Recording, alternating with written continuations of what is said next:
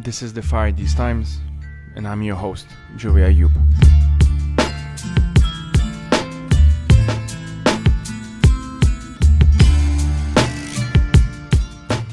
Hey everyone, Joey here. Today's a kind of a special episode. It's gonna be the first episode that I'm releasing on a Tuesday. I'm going to try and start releasing episodes on Tuesdays and Thursdays. There won't be 2 episodes each week because I can't yet handle that kind of workload, but that's sort of the goal. So for now, it will be on Tuesdays. As it happens, Tuesday will be one day after Nakba Day. Now, the Nakba, we will get into it in this episode. For those who don't know, it's the forced expulsions of Palestinians, including my grandfather, from the lands that ended up becoming part of the State of Israel in 1948. I wanted to have a conversation with my good friend Kurd, who has been on this podcast a couple of times before, so some of you may have already heard her speak. If you haven't, I do recommend it. It's both of them were largely on the topic of Palestine, but as as often happens on this podcast, we ended up kind of finding links and kind of talking about everything, to be honest, or at least as many things as we found interesting to get into. In the coming weeks and months, you may see, as I just mentioned, like some irregularity in the output of this podcast. The reason for that is that I have finally finished this damn PhD, at the very least finished the writing of it.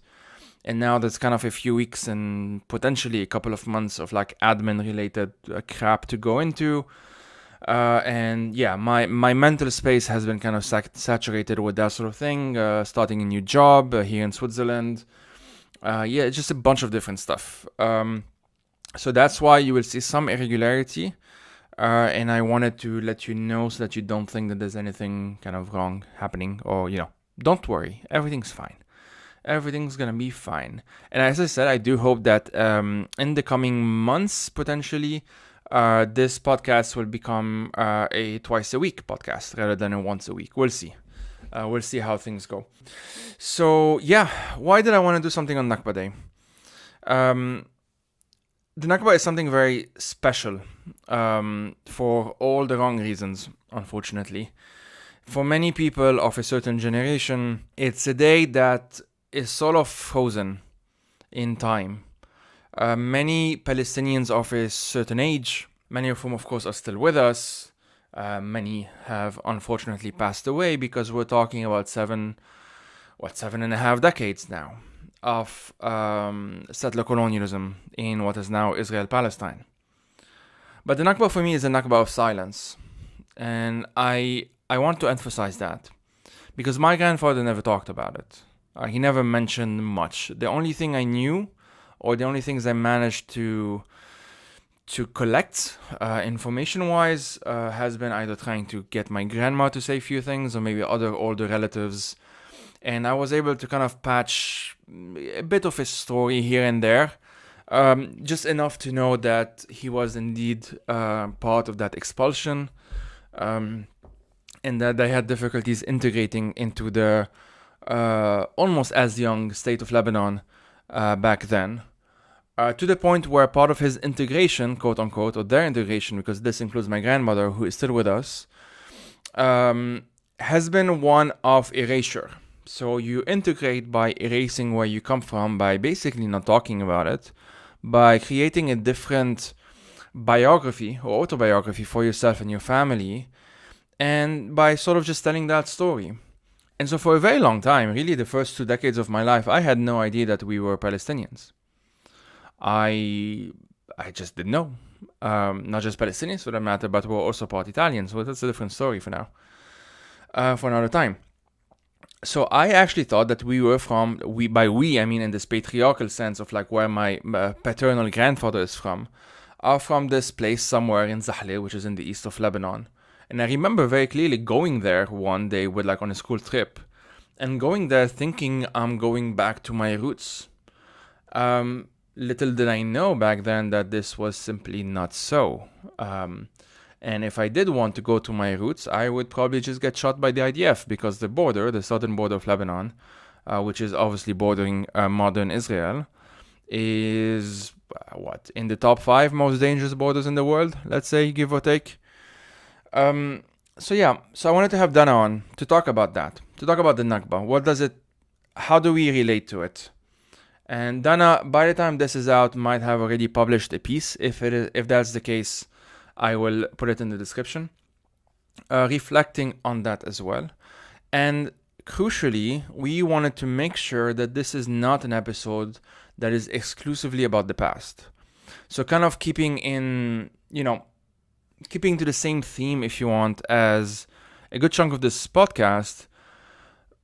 The past is important. Nostalgia is important. Remembering is very important. But so is the future. And thinking about the future, is something which those of you who have been listening for some time now know that I hold dear. And I hope in this episode you'll get to see why that is the case. So anyway, as always, folks, thanks you for listening. I will quickly say, I know this has been a bit of a rather long introduction due to the admin stuff, but if you're not yet a subscriber of the Fire These Times or a supporter of the Fire These Times, you can head out to patreon.com/FireThesTimes. You can find the link in the show note as well. And you can support with like $2 a month if you can't more than that. And of course, if you can, that would be much appreciated as well. I have potentially 2 optimistic plans. I don't know. Maybe they are unrealistic, but I have quite a lot of plans for this project. These first 3 years have been, in many ways, the beginning. Literally the beginning. But they've also been something that I've had to do here and there as much, whenever I would find the time. It's kind of a miracle that it lasted this long, to be honest. While finishing a doctorate, I don't know how many freelance gigs, and settling into a new place and dealing with the grief of what's been happening in Lebanon. Just so many, like, either disasters or difficulties, not to mention the pandemic and so on. And I want to do this project justice by kind of taking it to the next level. And I do need your support for that if you're willing to give it. Otherwise, that's also fine. You can support this podcast by sharing with your friends and families, leaving reviews on Spotify, Apple Podcasts, that sort of thing. If you want stickers, you can let me know. I usually send them to Patreons, but if you feel like distributing them in your local community or bookshop or whatnot, I love doing these things. And if you have any kind of ideas, projects that you want us to work on, even if you want to just brainstorm with me, I'm pretty easily reachable. And you can find the email in the show notes as well, or you just go on the website, thefiredaystimes.com, and you'll find it somewhere there. And super last thing, I'm really sorry this lasted 8-ish minutes now. The newsletter still exists. I just haven't done much with it, but I will soon. So you can head out to Substack. I think it's thefiredaystimes.substack.com. And you can also subscribe on the website directly. You can choose either options. Thank you for listening, folks. I hope you find this episode meaningful. And again, just thanks a lot. Well, you've been here a few times already. Okay. Well, hello, everyone. Welcome to the Fire These Times. My name is Joey Ayoub. I'll be your host today, and as in, most days. I'm joined here today by Dana Kurd, who has been a guest, 2 or 3 times already so far. But Dana, for those who haven't listened to the previous episodes, which they absolutely should, of course, and they should feel bad if they haven't, can you introduce yourself? Yeah, my name is Dana Kurd. I'm an assistant professor at the University of Richmond. Work on authoritarianism in the Arab world, Palestine, and international intervention. Mm-hmm. And so we're talking into this was kind of a last minute thing, but it's the 75th commemoration of the Nakba, and so there's been a bunch of stuff being, done, talked about, pieces, stuff on social media, whatever. And you've been writing this piece, which might be published by the time this comes out, about your own kind of, thought process, let's say, when it comes to remembering the Nakba, thinking about the Nakba, commemorating the Nakba. The Nakba, I'm assuming most folks already know, but for those who don't know, it means catastrophe in Arabic. and it refers to the forced expulsion and ethnic cleansing of 700,000, I think it was, Yeah. uh, Conservative Palestinians who, estimate. Yeah. yeah, Palestinians who mostly from the areas that are now part of the state of Israel. And these include, for that matter, my grandfather, who passed away a couple of years ago, and many other grandfathers and grandmothers and so on. Um, talk to us a bit about maybe your own thought process on this, commemoration. What has it been like for you, and why did you kind of feel the need to write that piece, for example? Yeah, I mean, I'm Palestinian. My grandmother also passed away a few years ago, but we grew up hearing about the stories and hearing about how it impacted the family and things like this. And um, when I was, a young adult, politically aware, I mean, every year the I would participate in the commemoration of the Nakba, and whether that's like, the protests or vigils or something like this, like whatever's happening wherever I am. But we're coming up to kind of a milestone, 75 years, good round number. And I I worried that Nakba commemoration was becoming a bit of um, a stale dynamic. That people were starting to kind of engage in those activities around the Nakba, and I didn't feel like we were pushing forward towards anything. Like it's kind of the wheel is turning. Every year seems the same, and then every milestone it hits harder. Like, you know, hopefully we don't need to be in the same positions we are now, but imagine like the 80th anniversary, the 85th anniversary. It started to feel like I don't know that we're learning much from each commemoration. I was actually asked to write that piece, and I didn't want to write another piece being like, this Nakba was terrible, and w- you, we deserve justice. I mean, everybody knows this. What can we use this moment to help us learn something? So yeah, so that was kind of inarticulate, but my point was just to we should capitalize on the point of remembrance and the point of commemoration to push our ideas forward, to strategize, to kind of reflect critically about what we've done right and what we've done wrong. Mm. So yeah. Yeah, no, thanks. It's really quite a lot. And so I was in Yerevan on the centennial of the commemoration of the genocide. So that was 2015, if I remember correctly. Yeah, 1915, 2015. Um, and I went there with a couple of like Lebanese Armenian friends, and obviously I met more folks there. I went there as a journalist, and I had some knowledge of the subject matter, let's say, because growing up in Lebanon, quite a few Armenians, kind of know that story. Hmm. And I did some research before going and so on.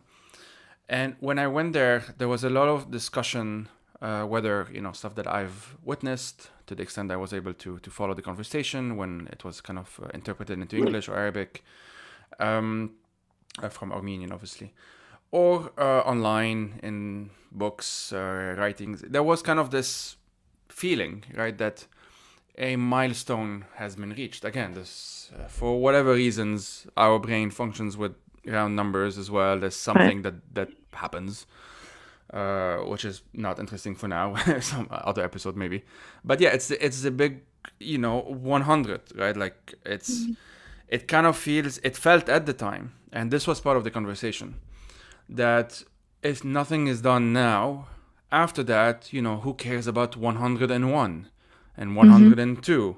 And now it's what, 100, and it's gonna, yeah, 108, right? And there's something very fragile about how important specific numbers are, right? It kind of puts extra pressure in many ways, like for us to do something by a certain date or whatever. But there's something, of course, very different. I mean, many things. For one, something that's called a genocide, Armenian genocide, has this kind of finality to it for obvious reasons. Hmm. And Hmm. most folks were in the demands that were made were demands for recognition. Like we need the Armenian genocide recognized. This was especially big in the U.S. for the U.S. with the Armenian community Hmm. there, like Armenian Americans, because it was this huge thing. For those who don't know, Obama was supposed to do it and he didn't, and then Joe Biden ended up doing it. Um, and so it was like what, a decade late. And there's, politics was involved, as of course Turkey was, for obvious reasons, opposed to it and was kind of threatening using its NATO status. All of these things kind of heated up in when the US did finally officially recognize, at the very least. At the end, it's kind of quote unquote symbolic. It's not just symbolic. There are concrete things that happen, but the symbolism of it is very important. And when it comes to the Nakba, we're dealing with a different situation, of course. And I'm not one to say, oh, better or worse, because, like, fuck that. It's just a different situation. And that situation necessitates a response that is concrete, right? Like, there is, when we speak about accountability, about justice, about the right of return, about whatever it may be, those are very concrete steps that supposedly should lead to concrete goals. And yet it kind of feels like, and I think it's not just a feeling, unfortunately, I wish it was, but that since, I mean, I wasn't old enough to remember, but from the literature I've read, but since roughly the Oslo Accord process, since basically the what was it, mid 90s, early 90s, um, there's been a sense of like something has been achieved and something else has to happen now. And then whatever that something else is has been kind of delayed, and now it's kind of a stalemate, if that's not probably the right term. I think you know what I mean. Especially in the form of like, yeah, status quo, right? Like, especially in the Status form quo, of yeah, like yeah. right now, what we consider like the representative, quote unquote, of the Palestinian people being the PA, or technically PLO, whatever. But like all of the problematic stuff that comes out of that, given their role right now, especially in the occupation in the West Bank. And it's sort of, I think, I would assume so. And I think it's true that this has also impacted how the Nakba is commemorated and thought about outside of modern Israel Palestine, like in the diasporas. In Lebanon, there was every year, and still is every year, the Return Day, right? And all of these marches, the March of Return. Um, and that were often, like the only one I attended a couple of them, and one that I attended, I think it was 2012. And for those who don't know, this is when a bunch of mostly Palestinians, but also some supporters, refugees or those who have the citizenship, in my case, Lebanese one, would go down to the south, so modern border of the north, of course, and basically try and return. Usually it's kind of like symbolic because, most people know that they won't It's manage, symbolic, yeah. but there's a lot of like physical efforts, right? And some people get shot down, and there was a person who was shot in front of me, in when I was there, basically. And so it can get quite violent because of that, because the Israelis obviously just shoot to kill, and that's what they do on that specific day, especially. So yeah, like how just try and respond to the jumble of words I just said, and I have other stuff obviously. No, I actually, it's when I was writing this piece, and when I've been thinking about this last couple of years, it's not just been this nice round number, but I've really been reacting and trying to wrap my head around the stagnation that the Palestinian cause has found itself in. Part of it, a large part of it, has to do with what you described, which is the Oslo Accords, kind of derailing the national liberation movement, and distracting a large chunk of Palestinian society with this process of quasi-governance, and attempting to build a state in obviously uh, without without actual without a serious partner on those negotiations on the Israeli side. So I've been thinking about stagnation for quite a long time, and I often think about the Armenian experience because I used to live in Glendale. This is just like a little personal anecdote. So, I mean, there are, of course, Armenians in Palestine, but the first time that I lived with so many Armenians was in Glendale, and I still, am in touch with some folks from there. And I was always um, impressed and in awe of Armenians for their ability to continue remembering and to continue commemorating. And it clearly plays. So I talk in the piece about how remembrance, and I'm not. This is not me coming up with it. I'm referring to Yassine al-Hashsalah's discussions of remembrance. But like the function that remembrance plays, it plays a communicative function. It plays a social function. It creates like a sense of community. And so I was always in awe of the Armenians around that. That it has been, like you said, it is a different process, but it has been a longer time frame than the Palestinians have been dealing with. Um, and yet they still continue, and yet they're still committed. But at the same time, I used to feel the same the same kind of reservations I feel about ourselves, which is like, what is this achieving? Um, Aside from that communicative function, aside from the social function, what is this commemoration actually going to achieve? And then, like you said, like under the Biden administration, we do get recognition for the Armenian genocide, but it's not the same as um, a demand for reparative justice. It's not the same kind of demand. So yeah, so I often actually think about the Armenian and like what we can learn from Armenian or any other kind of commemoration, while still, of course, bearing in mind that in our case, in the Palestinian case, it's a settler colonial context.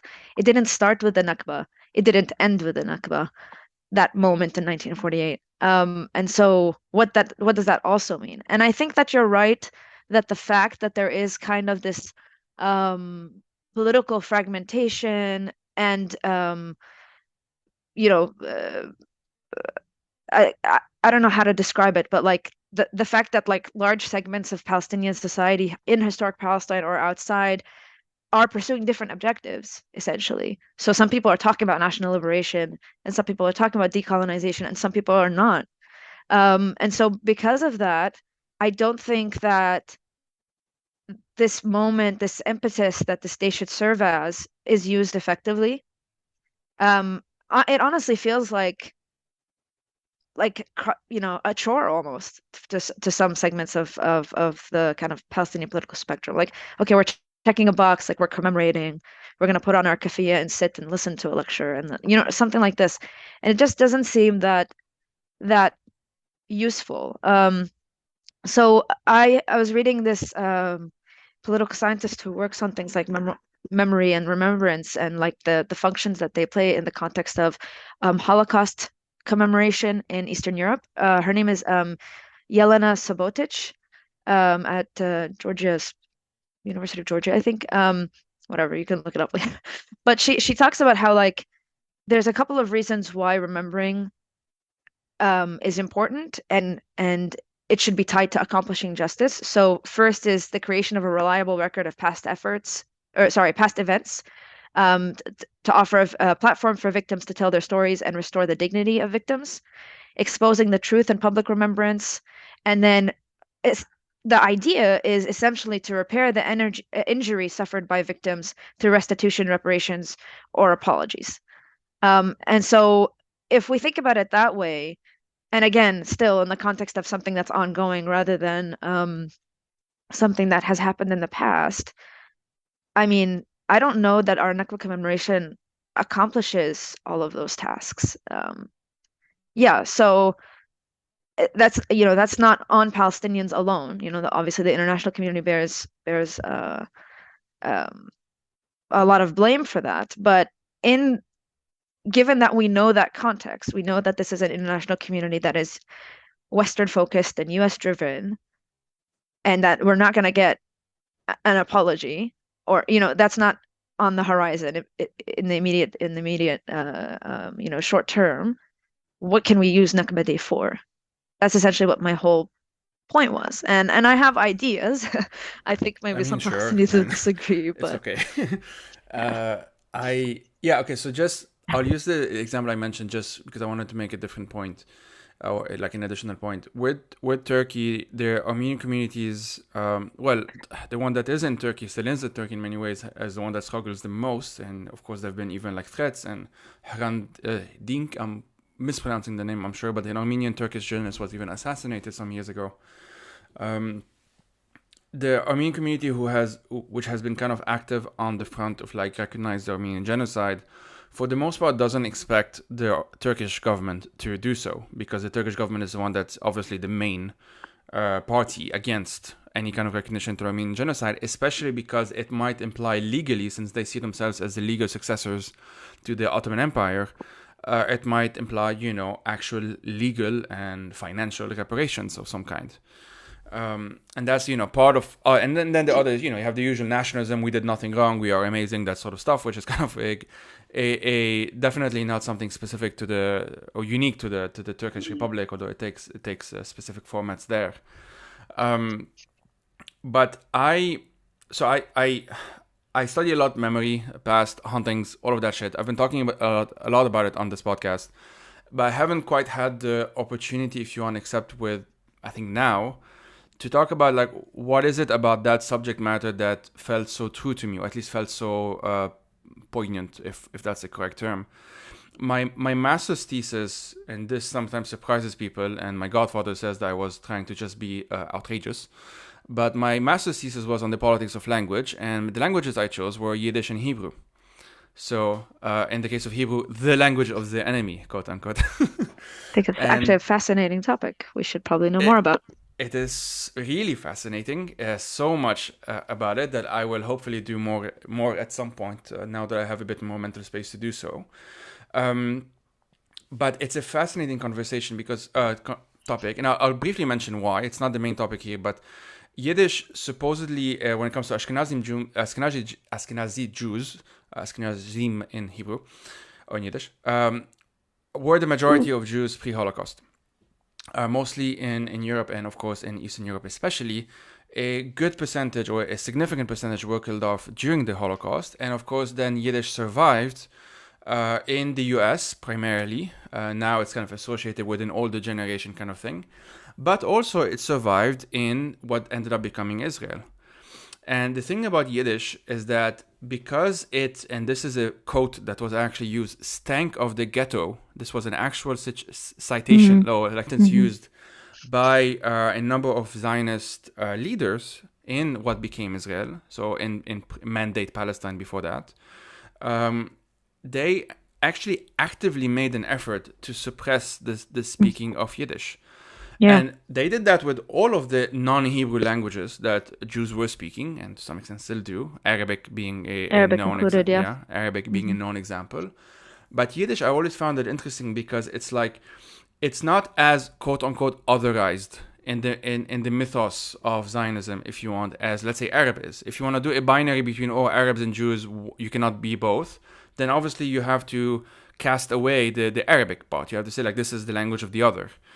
But with Yiddish, it was quite difficult to do so because it was a very specifically Jewish language, and still is a very specifically Jewish language that was created in Jewish circumstances, context, and so on, and had a very specific role in political activism at the time, especially I'm gonna say up until the First World War it got a pretty huge hit, but of course with the Second World War was when there was quote unquote the final blow. And I bring that up, why? Because this already complicates the story, right? And for me, complicating the story doesn't mean cheapening it, or doesn't mean reducing the acknowledgement of other people's pains, or the Nakba, for example. But I had a lot of pushback when I said that actually I wanted to understand what was it. I had read somewhere that like Yiddish was suppressed, and this really, it stuck with me. I'm autistic. I can't get rid of thoughts. It stuck with me. And I want to say, like, why would it be suppressed if it survived the Holocaust, it wasn't completely killed off, and so on? Surely it should be the subject of a revival movement. No, but it's like it represents the failure before the Israeli nation state. Exactly.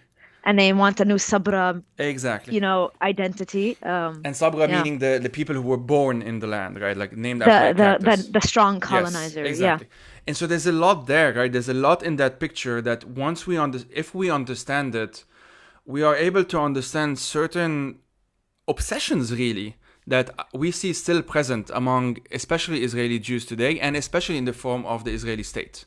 Like the sort of rhetoric that is used. Why is it used in this way and whatnot? There is a context to it. No one is born like that. And for me, understanding that, and even learning a bit of Hebrew, which I've mostly forgotten now, I'll learn it eventually at some point again. allowed me to understand also my own experience better. Because as I said, my grandfather was exiled, and I kind of lived with that in the background for a number of years now. I found out pretty late. I didn't even know we were Palestinian up until like my teenage years. And for me, Nakba commemoration, for example, is silence. It's just the silence. It's the fact that we don't talk about it, or at least it was not talked about. And there's a very specific Lebanese component to that because of like we're Lebanese Christians, middle class, blah blah blah. And after the civil war, it became taboo. Whatever. That's a topic for another conversation. But so I'm mentioning all of it because like when I try and understand the complexity of a situation, it's not actually to reduce the pain and suffering that was ensued from the Nakba. On the contrary, there's something particularly, and this is something Mahmoud Darwish himself said, there's something particularly painful about realizing that a lot of the people who did your ethnic cleansing have some connection to one of the most traumatic, if not the most traumatic event in like the recent whatever century or whatever. And there's something very difficult about that. Like there's something even more, I don't know. There's something very hard to because if it was like, oh, the Nazis, like we know it's a simpler story in some sense. Like the Nazis, there was white supremacy, obviously Aryan supremacy. They embedded the character of the Jew in their ideology, and in Mein Kampf, it became like the main enemy, and they had to purify the race. All of that shit. We know, so we're able to kind of trace a story, if you want. It's like, okay, clearly if it starts like this, maybe it's gonna end like this, and we're able, at least I'm able to rationalize it. But when it comes to the Nakba, part of me still has a lot of difficulties understanding how, and this goes back to a very human thing, how a people, of course, it's not, and not everyone who was a Holocaust survivor ended up becoming Zionist, vice versa, but in the narrative of that Israel itself portrays, there was the Holocaust. 3 years later, War of Independence. The Arabs wanted to kill us. We won, and we got Israel. That's basically the narrative. And you have a lot of Israelis, including Netanyahu himself, who have said that, like, actually, Netanyahu himself actually said this. I have the quote that, like, Hitler didn't even want to kill the Jews. He, after speaking to what was his name, that famous mufti. Amin al-Husseini, this is such a nonsense propaganda exactly. point.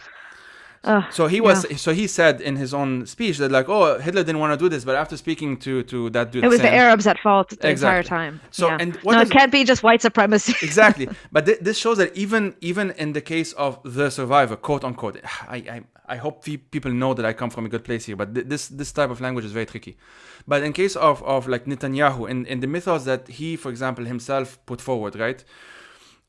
It was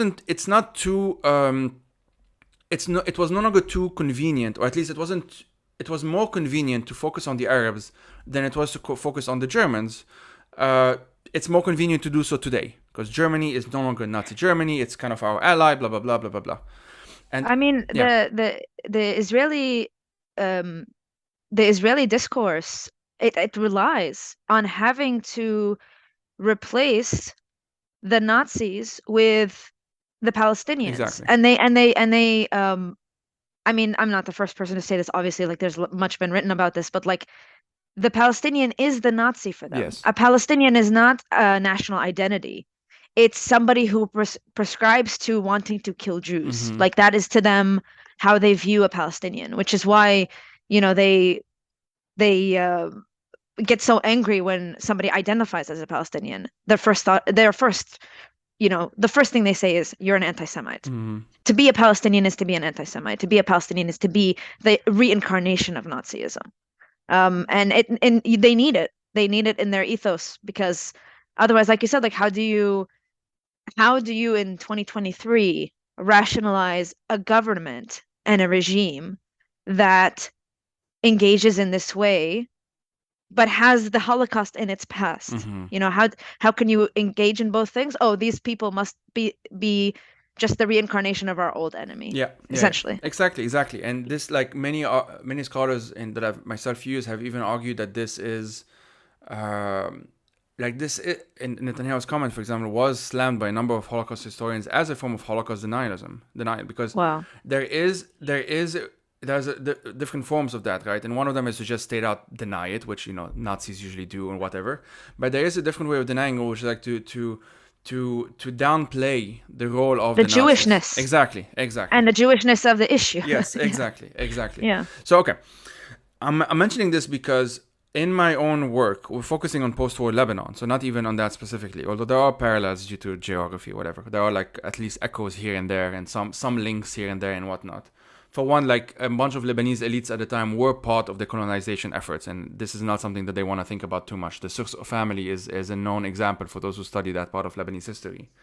That sold land that they had in Israel, in what became Israel, to what was it called? The Jewish National Fund, right? And so anyway, so there's a lot of these nuances that we can get into, but I'm mentioning this because there are a number of concepts, like the concept of remembering, the idea of remembering. I forgot which scholar did that, but like you can kind of cut it into remembering in the sense that you can think about it as something that we're thinking about the past, but we're focusing on the present. What is it about the past that can inform the present? What is it about the present that can render justice to the past? So it's a relational identity. It's not just something that's static, that's in the past, and that we just need to essentially kind of like a religious ritual, kind of just repeat it on a yearly basis. Just some stale kind of Yes, charade. yes. Yeah. And even when it comes to nostalgia, and here then I'll let you talk because I've been talking for a long.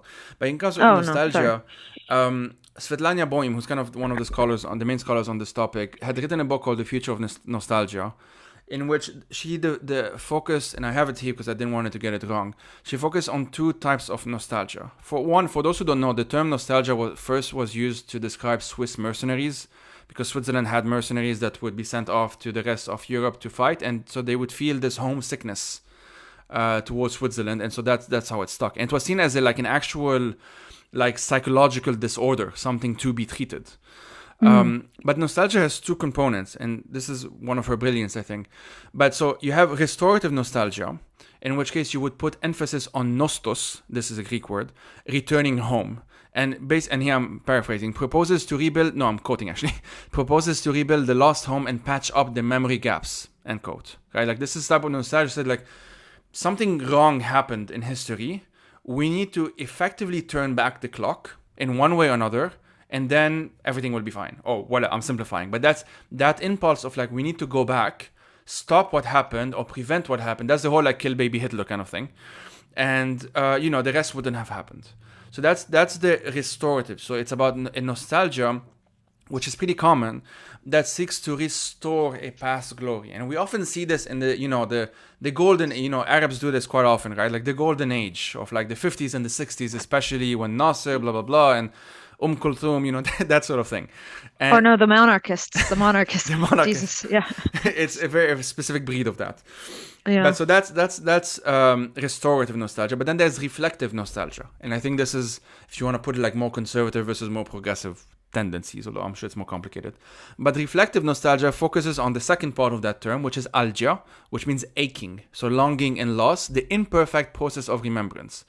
I.e., it sort of inherently acknowledges that the process of remembering itself, the process of nostalgia, which is a type of remembering itself, is by its definition incomplete. It can never be completed. And we shouldn't kind of act, if you want, as if it can ever be completed, as if we can ever do something that says, okay, we have stopped this thing, now we no longer need to remember to do whatever, and so on. And this, of course, is, generationally it changes. Remembering the Holocaust today is not the same as remembering the Holocaust in the 50s, and so on and so forth. But the reason why I bring that up is that I do think when it comes to Nakba commemoration, at least the ones that I've specifically, and I want to be very clear here, I don't know all of them, and I'm not speaking about, I don't know, like I haven't been to most of them. I've just been to the ones in Beirut, and a couple of them in London. So that's been my experience. The Beirut one I feel is a bit more informative, but the London one probably speaks a bit more to the experience of the ones in the US, because it's like a more distance diaspora thing, whereas with the one in Lebanon, there is that physicality of it, of going up to the border and so on. And I have found myself, it's almost, again, I mentioned this religious aspect of it. it's almost like, I would go to church at the time when I would still go to church, and I had certain hymns to memorize. I had a sort of, I knew when to stand, when to sit. There was a sort of a ritual aspect to it. And I'm not saying ritual is bad. I actually think ritual, there's a huge there's a value in ritual. But there's something that is done, and this, even the religious would say so, when the ritual becomes an end in itself. When the ritual becomes like just something to do, the people, for example, who just fast on Ramadan because you're just supposed to do it, versus a friend of mine who's actually not religious, but, of Muslim background, who does fast in Ramadan because he sees this as has some kind of cultural significance. He has imbued it he has actually added value to it that wasn't necessarily there, or that he could have just not done it, right? And so the same for other religions and whatnot. Anyway, I have talked for so long. I'm sorry. Dana. Clearly, we've opened a whatever it's called floodgate here. No, this is fascinating. This is fascinating. I agree with you. I mean, the way that the Nakba Day has been played out in my life in different contexts, whether it's in the United States, there have been a couple of Nakba days I lived through in Doha. Like it's honestly been a very, I mean, obviously it's going to be a sad day, but it's felt defeating because I feel like um, I mean, aside from the kind of side effect of building that community, and especially now in the United States, there's a lot of kind of focus on regenerating the commitment of like young people to the national identity. Like, absolutely, that it's the Nakba commemorations are all accomplishing that, but yeah, I think it's we're not engaging in that second type of nostalgia. We're engaging in a lot of the first, and to make it feel useful. I mean, we could do this on any day, but like, human beings, like you said, we like round numbers and we like commemoration dates and things like this. To make it useful, I think that n- Nakba Day should be kind of a taking stock. Like we should take stock of, okay, especially in the last couple of years, like we've had the Unity Intifada. What have we learned? Where have we failed? What can we do more? Where are we now? Because we really, I mean, this is not a personal failing necessarily. I'm not saying like the Palestinians are like just uniquely failing at something like this, but there are like obviously structural reasons why um in the diaspora context, in the context of increased repression of pro-Palestine sentiment all over the world, that you can fall into a rut. You can take the safe thing and do a small protest, do a lecture, and move on with your life. The really kind of maybe not the word unsafe, but the more challenging thing to do would be to critique, would be to self-critique, and to say, okay, um, let's let's let's try to move forward from this. And yeah, I mean, we've talked in the past, we've talked on this podcast about how we have we Palestinians have been shying away from that kind of critique. And um, yeah, there are many reasons for that. But essentially in the piece, I'm just like, here are the things that I think we need to think about. Here are the two things that I think are, the main impediments to us using this day effectively. And Okay, I mean, so we talked yeah, about the impediments, we talked about even the structural reasons and so on. But there's always a difficult thing. We do have, I mean, humans in general, I think, have a tendency, because it's easier to focus on what's wrong than focusing on what is not right, but like what can be done. What are the things that can actually be improved, and can actually like yield concrete results. And so obviously, solving the crisis, quote unquote, is difficult. It will be difficult regardless, but difficult doesn't mean impossible, and it doesn't mean that nothing can be done. If not, it's not like everything has to be done, otherwise nothing can be done. Like there is this kind of all or nothing situation, which again is difficult. In no way is it a recognition that people are failing or whatever. It is just what it is. Hmm. And Hmm. you know, But even recognizing the geopolitical context, like you exactly. said, there is space to move, Yes, you exactly. know? There's space to move in the geopolitical context. There's space to move within like the U.S. context specifically. There's different space, like in a different way in the UK than there is in mainland Europe, for that matter. And in the Arab world, there's a completely different thing happening. Like it's almost like it's arguably. I mean, I think it's even easier to talk about Palestine right now in the U.S. than it is to talk about Palestine in much of the Arab world, if it means anything actually concrete, like do something or something has to be done. Hmm. Hmm. Thinking about like Egypt, for example, or whatever. Oh, right, Uh, right. Yeah. so, in your view, what for example, you mentioned Yassin Harsaleh. You mentioned so the Syrian experience. What was it about? Maybe you can focus on that if you want. What was it about that experience? What is it about that experience that you felt like can actually inform also your own assessment, if you want, of where we are now as Palestinians, if that makes sense? Yeah, I mean, Yassine is, I think, brilliant, and I think the way that he thinks about remembrance and almost like the inability to remember. I can't remember exactly the terms he uses, but like, um, how when something is just so traumatic, Mm-hmm. and especially in the Syrian case, like ongoing, essentially, that there becomes a failure to represent and to express, which is what the Syrian people have been dealing with under this, most vicious of regimes. And so he's kind of thinking about it in a different direction, which is like, what happens when we can't even remember? What does that mean for, the people who can't express, who can't represent, who can't remember? They turn to violence. They turn, those kinds of things. And so it's almost, I don't think that the Palestinians are actually in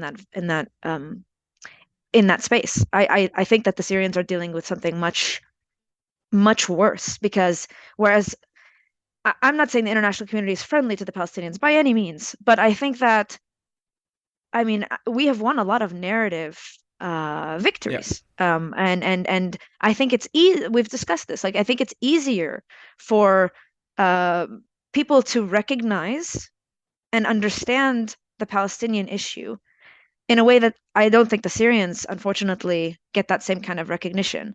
And like you said, there are Palestinian communities in the diaspora in places where, of course, it's imperfect. Of course, we face criminalization of all of those things, but at the same time, we are allowed to express.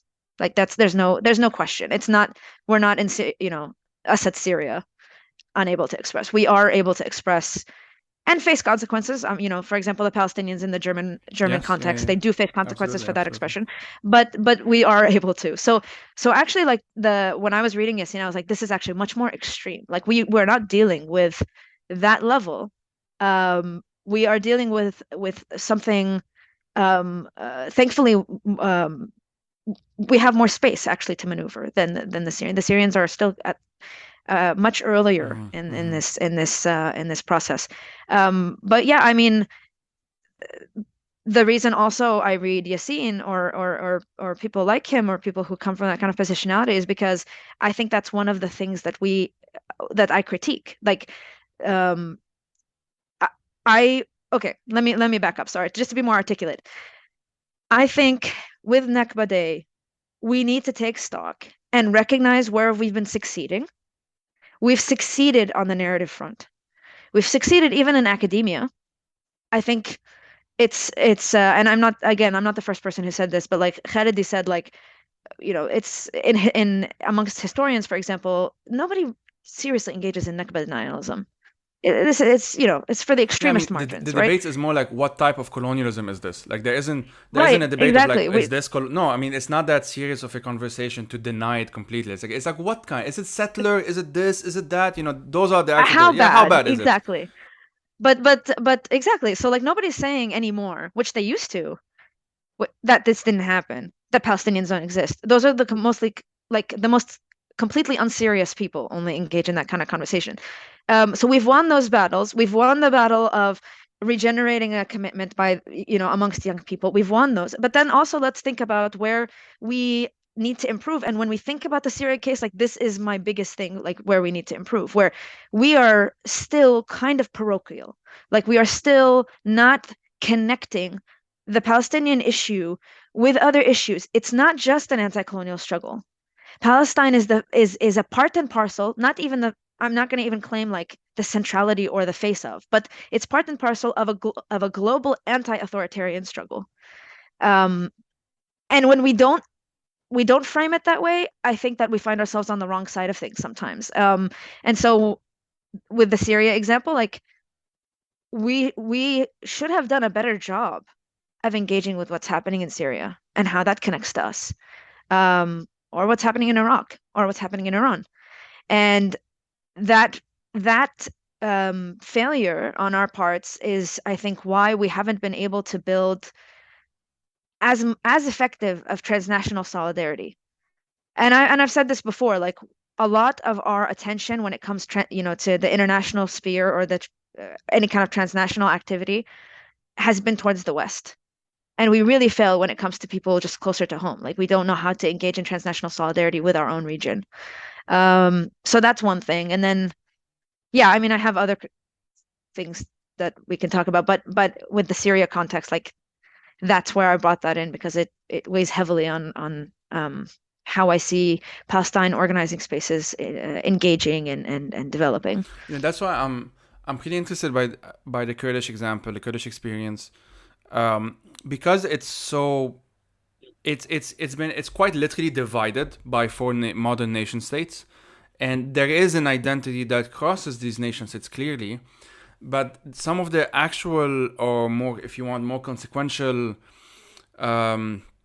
differences between Kurds. And here I'm thinking specific, especially Syria, Turkey, again, modern nations, Syria, Turkey, Iraq. The Iranian one I'm slightly less familiar with the exception of what's been happening more recently with the death of Gina Amini and just the suppression. I know that Kurds in Iran, like Iranian Kurds, are suppressed and are oppressed, and even the language is suppressed and so on. But for example, when the experience of northern Syria, there's actually for example, most similarities between a supporter of the YPG or the SDF and a supporter of the PKK, so a supporter in Turkey and a supporter in Syria, let's say, than there is between I forgot their initials in English, but with the Iraqi government, Iraqi Kurdistan administration government, so in Iraq. And so it's not the Kurdishness, The KRG. yeah. So it's not the Kurdishness of it that here separates them, because there is that in common. But what separates them is effectively political, regardless of which side people want to be on, whatever. I'm saying that objectively, like analytically, you can kind of say that, okay, well, clearly there is a border, and the border obviously has an impact. But there is also kind of a cross-border exchange, and sometimes physical exchange, like people actually crossing, whether they're refugees from Syria to Turkey, or whether they are Kurds who are citizens of Turkey going to Syria to fight either ISIS at the time or whatnot. And so that has created a kind of a different or a very interesting dynamic, which, especially when it comes to the Armenian example I mentioned before, there is an interesting intersection between the Armenian experience and the Kurdish experience. For one, a common oppressor, for the most part, historically, being the modern Turkish government, the Turkish Republic, I should say. But also, historically, there wasn't necessarily very good ties between Armenians and Kurds, because Kurds were seen, and to a large extent this was true, as actually the foot soldiers of the genocide, because they were conscripted by the Ottoman Empire at the time. Mm-hmm. And so there's a lot of bad blood, quote unquote, in the sense that today, one of the examples I use in my own thesis is that in the early days of after the uprising, the revolution in 2011, I think this was 12-13, a number of Syrian Kurds, refugees in Lebanon, were discriminated against by Lebanese Armenians, citing that 100 years ago crime that was committed by the ancestors of these Kurds, whatever, right? Like, this is in the sense that when we're saying, okay, of course, we're not actually, or we shouldn't actually blame descendants for what happened 100 years ago, but other people are doing that in one way or another. And so there is a political component to this, is what I'm trying to say. And for me, this is something that I'm trying to wrap my head around in a way that's, trust me, very complicated. And I haven't quite managed to find all of the words I want to write something longer on this topic. But when I think about whether it's the Holocaust, whether it's the history of Zionism, whether it's the post-48 dynamics, whether in the Arab world or in terms of Israel's relations to the rest of the world and so on, there's just so many threads kind of being created there, that putting them together or linking them in one way or another feels to me less about, if you're following the metaphor here, which is probably a bad one, but it feels less about creating a straight line, because that's probably not possible, but more about creating some kind of web, in the sense that there is some kind of, you could be on this position, is, or at least this is your experience, and maybe your experience as like an American Jew who has Holocaust survivors and Holocaust victims in your background, right? Like your grandmother or your great grandmother, whatever. Maybe that has created historically some connection between you and African Americans, and we know this has happened. There is that link. American Jews were disproportionately involved in the civil rights movement to give Black Americans more rights and so on, right? Like this is actually documented, and there are these historical reasons. But like if you're a Palestinian and you read about this and say, well, there are these historical reasons. Okay, and what are these historical reasons? Well, both of our ancestors suffered, right? Like both of our ancestors as Jews and as Black Americans suffered in these gruesome ways. Of course, they would be thinking about the Holocaust, about maybe the repression under the Soviet Union, and of course, in the case of African American slavery and then Jim Crow and all of that stuff. So then that has been created. That link has been created there.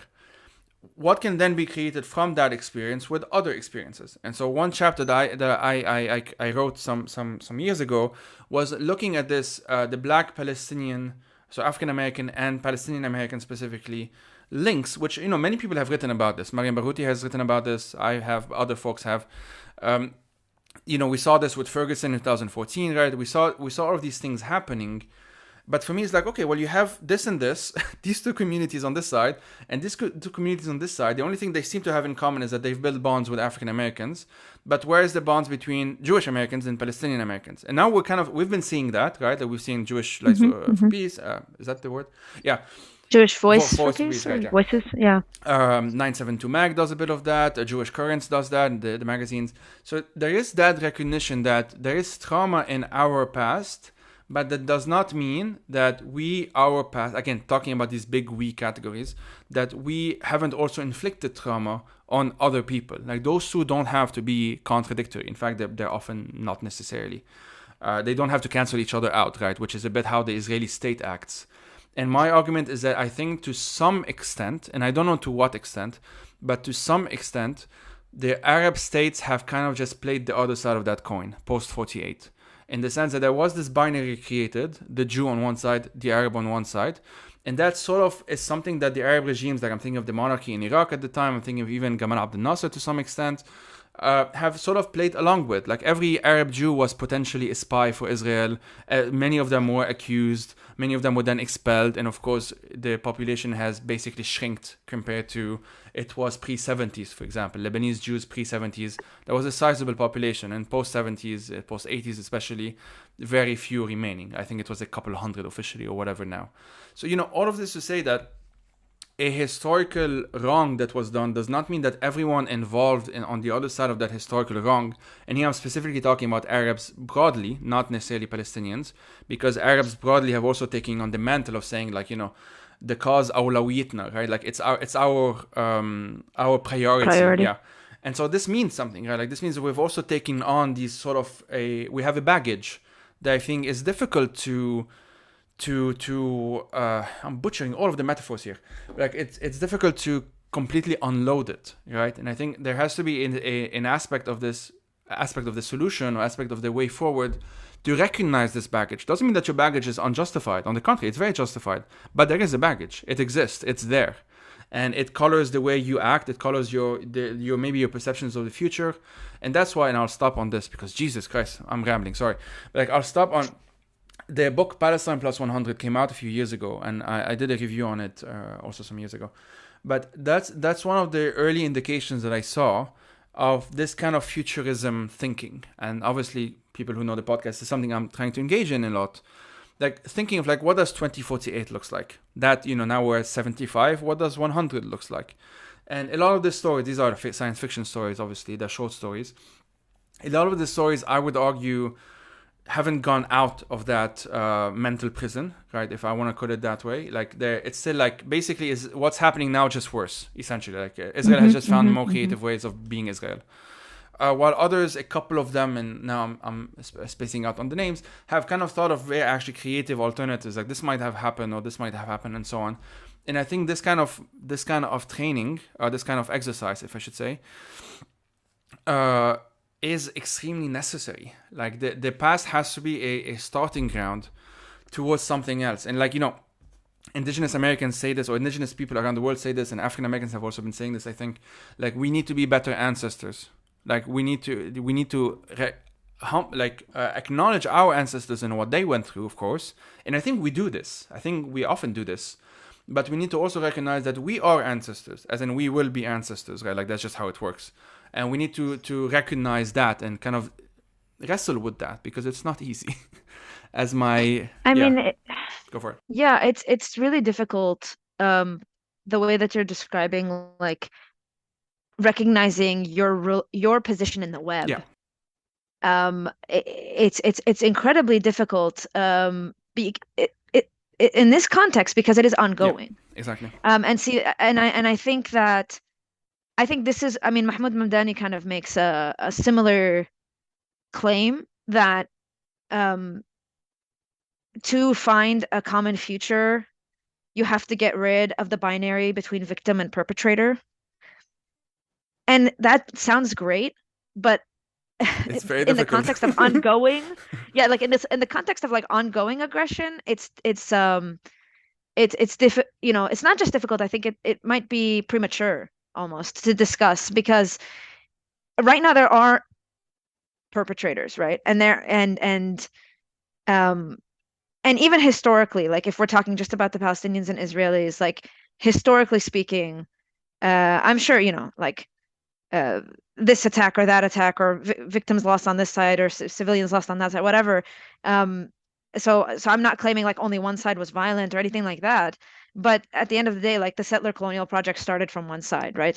And it's difficult to have that discussion about where you are in that web, um, before the violence ceases. That's a separate matter, I think, from engaging in these adjacent communities, in these connected communities, like American Jewish communities, or like I think that's a different thing. Like, um, I mean, I'm sure, a lot of the American Jewish establishment is implicated, but it's not in the same way as somebody who lives in Israel, or like who serves in the IDF or things like this. And so that's, I think, where that kind of um, that kind of work can be more meaningful. On the ground, it's more difficult. But in terms of like Arab regimes, and I mean, these are like the most, like, morally bankrupt, autocratic, you know, systems. It's not, it's not so surprising that they are, um, you know, uh, I don't know how to say this. It's not so surprising that they're engaging in a binary. It's not so surprising that they're weaponizing Palestine like that. That's what they do. That's what they do.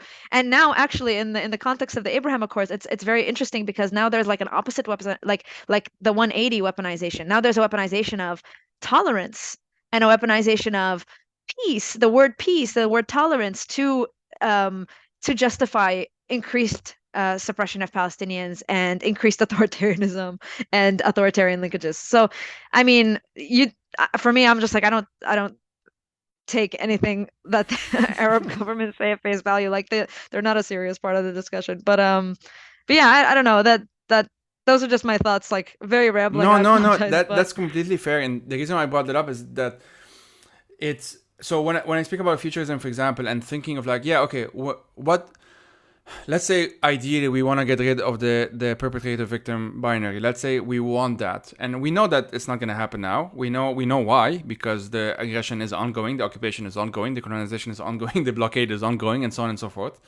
But what can it look like if we give ourselves permission to imagine a future in which that's possible? And yes, there is privilege in that. Like, there is a sort of a, oh well, you have time to sit back and think and about. we're more separate Yeah, yeah, than, yeah. yeah. You have that, and yeah, absolutely. I like, in no way would I deny that, but I think this isn't historically, um unusual. Like a number of the people who had the time, if you want to even organize, to be part in organization, to do certain things, not always, of course, and in no way would I want to erase like working class efforts and so on, but a number of them were middle class.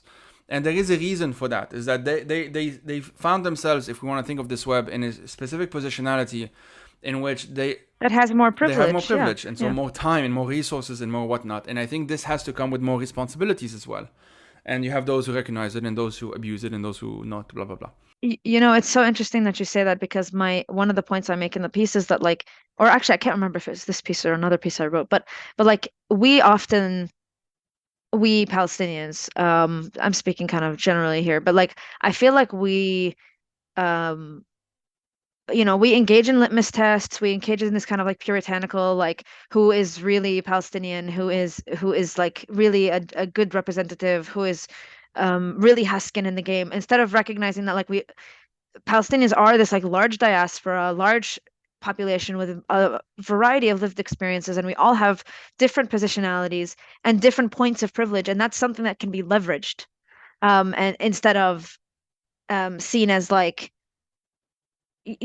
basically like the kind of like the folks, the maybe the intellectuals, the middle class, whatever, that are going to be engaging in that kind of like thinking of the future, and trying to imagine, alternatives. They're seen as somehow problematic, or something that shouldn't be engaged with, or something that should be um, um, um, made distant from the cause, when actually like we should totally capitalize on those kinds of privileges. But yeah, I mean, back to Palestine 100. Sorry, this just one last comment. I don't know how to like. This is not my area of expertise. I do research in political science, but I remember reading that and feeling very unsatisfied and feeling very like it's very like just um suffocating, actually, to think about the fact that this was what was imagined for 100 years after the 90, and it's not a like nothing. I don't remember a single story being a positive No, imagination. positive, no, that wasn't. There is not a single one. Yeah. But so to just go back to quickly the example you just gave as well, because for those who may challenge the premise of my argument that like we need to think about the future, we need to engage in futurism, even if you're not like a science fiction person or whatever. The best example I can give are the existing ones that already exist, like the indigenous futurism, Afrofuturism, there's like disability futurism, queer futurism, all of that stuff. These are coming from points of departures that are like so laden with trauma and horrors, and like very few things can be compared to the African American experience, just in terms of like the horrors of the past and indigenous experience as well, not just in the US for that matter, especially in Latin America and so on, and other places.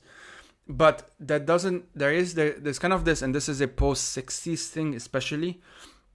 Baldwin talks about this at some point, and Martin Luther King himself lots of folks have talked about this, from Nina Simone to Angelo to like I don't know, so many people have talked about this, that there has to be a work to create. Because okay, let me backtrack a bit. This comes from the recognition, and this James Baldwin talks about that. And for those who don't know, this podcast is named after one of his books. That white people are also trapped. Like that white supremacy clearly creates a perpetrator and a victim. Like that's very obvious. KKK, Jim Crow, policing Nazis. Today, Nazis. It's a very obvious situation, if you, at least it's a very clear one for those who want to think about it. But recognizing also that white supremacy makes white people sort of fragile. That's why white fragility the term comes from, as in like the very idea of a autonomous black person or independent black person or just a black person can be a threatening thing to that fragility. And so Baldwin recognized this, and he said, well, if that's the case, that means that we in some ways have more power than we thought we have, in the sense that there is something in us that seems to scare them. And what is it what is that thing that scares them? And why does it scare them? And it's not about me. I didn't do anything. I was just born. It's not like I caused anything. And it's a whole, like, I'm not the N-word. I've never been the N-word. It's not something that has ever been part of my identity. But this is something that they have created, like the white people have created, right? And no, I'm just mentioning this because it's a known example, especially in the West and maybe in Anglophone circles and so on. And I think it's a very interesting case study because it's ongoing in many ways, as we know with policing, with the prison system in the US and so on. There's a lot of talks of reparations. There's a lot of things that are there that are definitely worth studying and learning from because they are managing to do things that we haven't necessarily managed yet. Doesn't mean that we are failing. We're just at a different point in history in that web, right? Like there's just certain things that we've managed to do and whatever. It's not, there's this contest mentality that I don't like. I'm just saying that this is just what happened. These are part of their struggles and part of their ways forward in their own story, in their own narrative, is to think in the future. That's the whole I have a dream thing, right? To think of a future where my kids or my grandkids or someone else's grandkids, whatever, doesn't have to go through the things that I have to go through. That's simple. It's really that basic. It's a very simple thing. And that's what I mean by being better ancestors. And I think that specifically in our context, there is a bit of that lacking. It does exist here and there. I have seen it. I've talked about it with some folks. I've experienced it in many ways. But it lacks this wider framework in which we understand that effectively what we need is to build some kind of power. And you can do so in the right way, in a healthy way, grassroots way, bottom-up way, you can say, or you can do it like, in a moral way. Yeah. Or you can do it like, I'm just going to stick with my friends regardless of how butchery they are. The enemy of the enemy is my friend. Exactly. Yeah. And I think this is where I still wrestle with that. But yeah. No, I'm with you. I think it takes such a strong and radical outlook to be able to engage in that kind of futurism. I am a depressive person, like personally. Fair enough.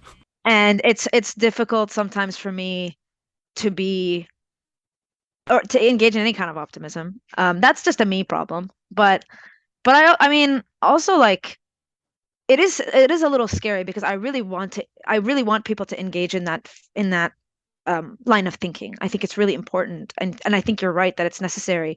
But at the same time, like the world, I mean, the Arab world has been falling apart. And then the rules of the game in the world is also becoming increasingly vicious. Like we had like a very brief respite in human history, in modern human history, and now it's becoming like increasingly vicious, like with like Russia's invasion of Ukraine, with ongoing occupations, and like escalating repressions in places like Kashmir and like Western Sahara. I'm like concerned that um it just can go very very badly. Mm-hmm. Like we might we might not even have a space or an opportunity to engage in that futurism. Like we might see another ethnic cleansing. Like that. And unfortunately, that's the context um, that we are operating under. And yeah, sorry to leave it on such a negative note, but I mean, no. I mean, especially now. I mean, it's terrifying. It's pretty open. It's these are open things being said right now by the Israeli government that while a minister here and there has said so in the past. Right now, it almost feels like they are kind of building up to something more coherent. No, and more, they're doing it. Exactly. Yeah. Exactly. Or even like when the Russian forces steal Ukrainian children and say that they shouldn't exist. I mean, like these are the standard like operating procedures now in the world. I mean, when it used to be something that like was condemned, and it's incredibly concerning. And so that's again goes back to like Palestine needs to be connected with a broader anti-authoritarian struggle, because if these are the standard operating procedures, like we are so screwed. Like we do not have the power imbalance between us and the people who would see us erased, like is really wide. Yeah, I mean, just to go back to that web, I think we need to find a way to position ourselves in a more ethical way, and also in a more long-lasting way, right? Like there are ways to think about, well, okay, who are our friends, quote unquote, and are they good friends? are they friends that maybe we need to re-question our friendship? That sort of thing. But yeah. I mean, okay. There's so much.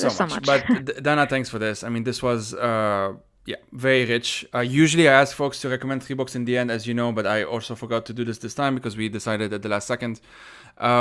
If you, I can mention, what am I doing? I just lowered my hand and I don't know what the fuck I'm doing. Sorry, this listeners don't know what I'm doing, and that's fine. But I will recommend. I've been reading Timothy Snyder recently. My mind is a lot on Ukraine these days because of what's happening, but also because of where I live. And there's a lot happening there that is so consequential that it's actually a bit dizzying to think about all of the, like, it's arguably as consequential, if not more so, than like the collapse of the Soviet Union, for example. And that's something that we take for granted that it just collapsed, but that it wasn't taken for granted up until like the second it did. And so a lot of things are happening, and this can have some kind of domino effect. Who the fuck knows? And the trends between the trends in the Arab world towards both normalization of Israel and also normalization of the Assad regime, which it's just normalization of terribleness. Normalization of everything that's shit. Just normalization of this is a shitty state of affairs and we're fine with it, basically, and we're going to actually profit out of it. I find it fascinating in a purely intellectual way and depressing in a moral way that they're happening at the same time. Like, it blows my mind that this isn't something that's more... Because they're on the same side. I know, but this is what I'm saying, that it's so incredible that like now you would see some people who are happy that Syria is going to be welcomed back to the Arab League. I don't know if that has happened. It's going to happen. Whatever. I'm sure it's going to happen. I think it happened. It happened. Yeah. Okay. Yeah. But like, it's going to be welcomed to the Arab League. It's like, okay, cool. But like, who are these states welcoming it back? Many of the most powerful ones are also the same ones who have normalized with Israel recently. And Saudi Arabia will just do it at some point. Like, it's... Who is doing the talking here? Like, who are we even? How are we still pretending that there is our side here in terms of like the big states? Like, I don't understand this. I am genuinely as invested in dismantling, or at the very least significantly reforming the Arab League, as I am about thinking about the state of Israel or the state of fucking Syria. That I'm at this stage right now where I've seen all of these experiments reach is sort of a natural end, if that's maybe too optimistic, I don't know. And I'm trying to think of like, what is this thing that we can build in the future that doesn't rely on the same mistakes that were caused in the past? And this is like the super vague and vaguely optimistic maybe take on this. But anyway, I've been reading Timothy Snyder because he has I'm sure lots of flaws as well, but he has a very good way of talking about or teaching about Eastern Europe. That's kind of a specialty, especially Ukraine. And he's the one, among others, among Ukrainian writers, obviously, who has kind of reframed Ukraine for me in a way to understand why it is so central. What is it about that country that most Europeans who are not directly impacted by it never really thought about it before the invasion, or the full-scale invasion, I should say. Why is it so significant? Why did both Hitler and Stalin, why were they so obsessed with Ukraine? Why is Putin still obsessed with... What is it about that place that's so, obsession-worthy? And this is something that Poland used to occupy that space as well up until the Second World War, obviously, and even after. And today it's just Ukraine when it comes to Europe. And for me, there's something there. There's something very interesting happening there, in addition to something very horrifying happening there. And Snyder has an interesting way of framing it, I think, that has helped me. So I've been reading The Road to Unfreedom. I've read Bloodlands, which is one of the most difficult books I've read on the Holocaust. And yeah, his writing in general. So that's what I can recommend on the spot right now because I'm reading it. But if you have anything that you're reading, feel free to share. Otherwise, tell us what you're watching, whatever. No, I mean, again, I didn't really have a lot of time to prep, but just off the top of my head, Yellow Star, Red Star, Holocaust Remembrance After the Communism by Yelena Subotic. And then the book, it's kind of an older book, but I think still has sections that are very useful, called Taboo Memories, Diasporic Voices by Ella Shahat. So I think, that kind of is relevant to the discussions we were having, and interesting perspectives from like an Arab Jewish perspective, as well as like how memory works, and how memory is weaponized in Europe. So yeah. I should also mention, given the obvious discussion, like the book The Holocaust and the Nakba is a very interesting. It's a series of essays. For those who don't know, the essays are very different from one from the other. And it's very interesting to kind of use, I didn't read all of them, I read most of them, use them as kind of points of departures to kind of do different explorations for those who are interested in that kind of thing. There's a book that came out last year, I think. I haven't read it yet, but it's something, I'll find the name and put it in the show note. But it's something like the 1948 War and Hebrew Literature or something like that. Like how was the... I've never heard of it. Yeah, I think it's from last year. How was the both the War of Independence, quote unquote, and also the Nakba, how was it reflected in the literature of the time? So that's something that I will, I don't even know if I can recommend it. I have not read it yet, folks, so do not sue me if you do not like it. I will read it at some point. It looks interesting. But anyway, okay, with that in mind, Dana, thanks a lot for this. As always, this was an interesting and fascinating and blah, blah, blah chat. And hopefully listeners agree, because if they don't agree, I mean, why are they listening? How is this my fault?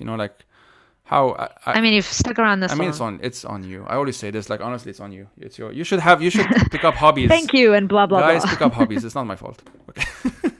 Thanks, Dana. Yeah, take care, man. Nice.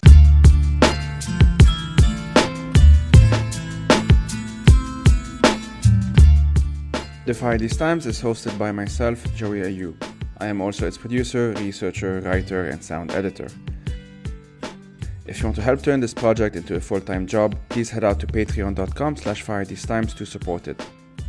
These episodes are part of a bigger project which includes resources, a newsletter, and eventually YouTube video essays as well. As always, thank you for listening and take care.